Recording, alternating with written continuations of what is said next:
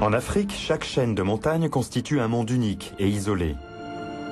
Et l'Atlas marocain n'est pas l'un des moindres. L'Atlas est apparu il y a 65 millions d'années lorsque l'Afrique et l'Europe entrèrent en collision. Enclavée entre la Méditerranée et le Sahara, cette chaîne à la silhouette fripée est l'une des plus étonnantes de ce continent.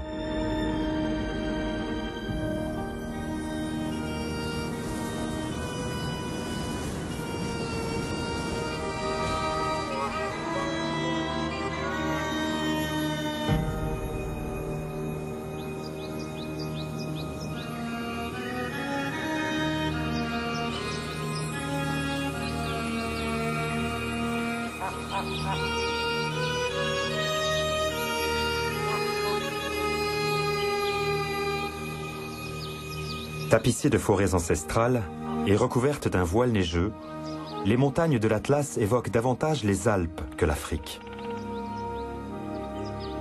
Pourtant, parmi les cèdres géants, on y découvre de véritables survivants de l'Afrique.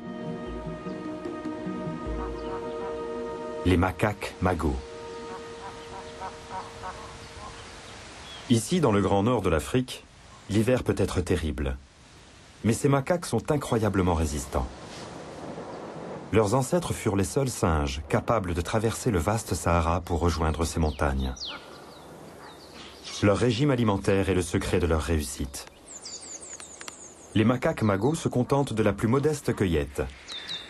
En hiver, lorsqu'un épais manteau neigeux recouvre le sol, ils se réfugient dans les cimes des arbres, se nourrissant de lichens, de feuillage et d'écorce.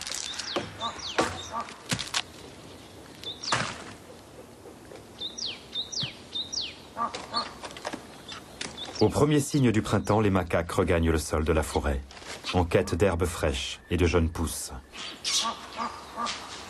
Grâce à leur pelage chaud et épais, ces singes des neiges sont adaptés au climat rigoureux.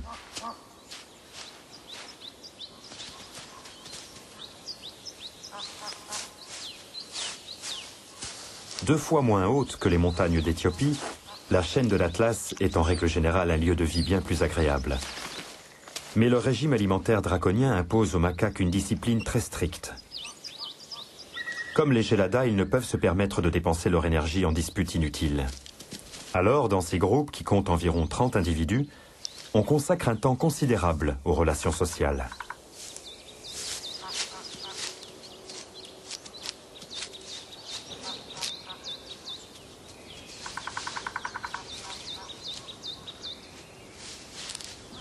Afin de protéger le groupe, les mâles doivent rester unis. Plutôt que de se battre, ils vont interposer un jeune macaque entre eux, jusqu'à ce que chacun retrouve son calme. Le jeune singe en prendra plein les oreilles,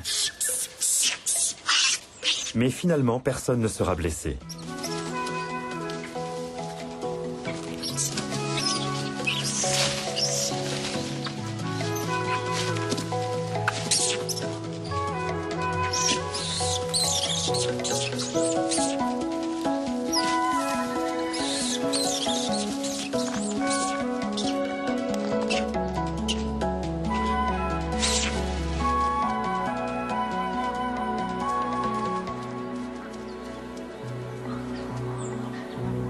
Les macaques magos sont extrêmement résistants. Ils ont survécu sur ces terres pendant plus de 6 millions d'années, s'adaptant parfaitement à un climat nord-africain variant sans cesse du chaud au froid, de la sécheresse à l'humidité.